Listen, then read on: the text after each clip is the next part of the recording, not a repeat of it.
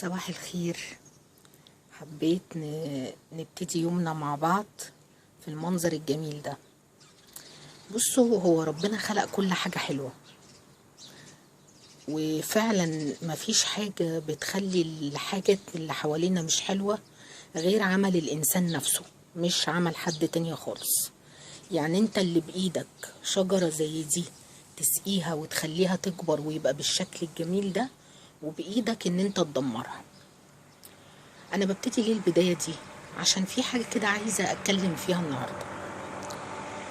لما حضرتك نزلت من بطن مامتك او انتي نزلتي من بطن مامتك، كنتي حد، لا انتي صاحبة منصب ولا انتي اي حاجة في الحياة خالص. وقبل ما تتجوزي الراجل اللي انتي بتقولي انا حرم فلان الفلاني، انتي كده معناها ان انتي من وجهة نظرك بقى ان انتي كنتي من غير اي قيمة خالص، صح كده؟ طب هو انا بقول الكلام ده ليه؟ انا بقى هجاوبك في الفيديو ده، او هقولك انتي بتعملي ايه وانا بقول الكلام ده ليه. طبعا كل معظم اللي بيسمعني عارف ان انا عندي مشروع للاكل الجاهز، وبصراحة كده بقابل نماذج كل يوم والتاني حاجة كده. لو انتوا قعدتوا مكاني دقيقة ممكن ما تتحملوش النماذج اللي انا بشوفها. من ضمن النماذج دي، والحمد لله انها مش كتيرة، بعض الشخصيات اللي برضو وهي بتعرفني بنفسها او هي بتطلب الطلب بتاعها: انا مدام فلانة مرات او حرم المستشار الفلاني مش عارف ايه. انتي بتقولي لي الكلام ده ليه؟ انتي قصده ان انتي تخوفيني مثلا بمنصب جوزك؟ طب اقول لك انا بنت مين واخوفك انا اكتر؟ اقول لك انا مين ظهري وسندي واخوفك انا اكتر مني؟ ايه رأيك؟ يا مدام، يا محترمة، يا حرم مش عارف مين فلان الفلاني، انتي لو بتطلبي من الناس اي طلب وبتبلغيهم المعلومة دي اسمها ابتزاز. عارفة يعني ايه يا مدام؟ انتي كده بتبتزي الناس وبتستغلي منصب جوز حضرتك في انك تحققي مصالح شخصية بحتة. اصل يعني انك تطلبي اكل من اي مكان في الدنيا ده لا يستدعي انك انتي تعرفيني منصب جوز حضرتك ايه. فده اسمه ابتزاز. وانا لو بسجل مكالمات العملاء دي اقدر اعمل لهم، اتخذ ضدهم اجراءات قانونية ان الناس دي بتستغل مناصب قرايبها ومعارفها عشان خاطر تضغط على الناس بيها. ده اولا.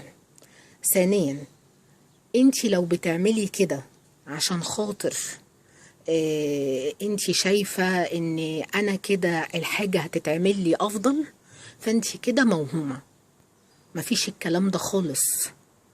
انا عندي او ناس كتير شرفاء كده زي الحاجة بتتعمل للشخص ايا كان هو مين، بل بالعكس احيانا بنهتم بحاجة الناس البسطاء اكتر من الناس اللي زي حضرتك. طب هو انا ليه بقول الناس الشرفاء اللي مش بيهتموا بمين منصبه ايه والكلام ده كله، ويمكن بيهتموا بالبسطاء اكتر؟ انا ليه هدف ان انا اقول الكلمة دي؟ لان اي حد حضرتك بيقدم لك خدمة، لو قدمها لك بناء على منصب حضرتك ايه، ده حد مش كويس وما عندوش اي مبادئ في الدنيا. لان بمنتهى البساطة حضرتك يوم ما تتطلقي من الشخصية المهمة اللي انتي بتتفشخري بيها دي، او يوم ما الشخصية دي يتوفاها الله، او يوم انتي ما تكونيش اصلا في نفس المكان اللي انتي عمالة تتفشخري بيه ده، هي ما تتسماش غير كده. صدقيني البني ادم ده لو كان بيأكلك اكل من اجود واحسن الانواع هيأكلك من الزبالة. لكن الإنسان المحترم اللي بيعامل كل الناس بنفس الشكل، بالعكس بيهتم بأبسط الناس، لأن دي وصية ربنا لينا في القرآن أكتر من أي حد تاني. فياريت بس الرسالة كده تكون وصلت لعقلك المحدود.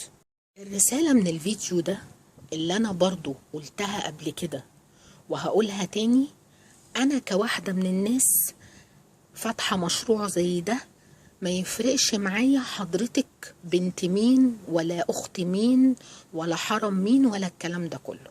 انا يهمني انك تكوني عميلة ملتزمة. بدل ما تقولي لي معلومة انت حرم مين، قولي لي عايزة تاكلي ايه، قولي لي المواصفات بتاعت اكلك او تفضليه عامل ازاي. لو في حد مريض او تعبان وفي توصيات من دكتور احب اعرفها.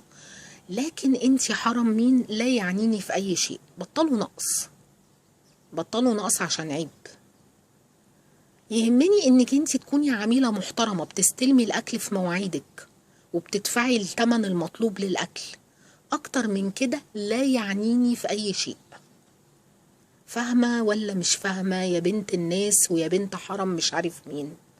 وعلى فكرة انا مش هقولك ولا هخضك انا بنت مين ولا الكلام ده كله. بس انا هقولك ان انا زي ناس كتير سندي وظهري ربنا.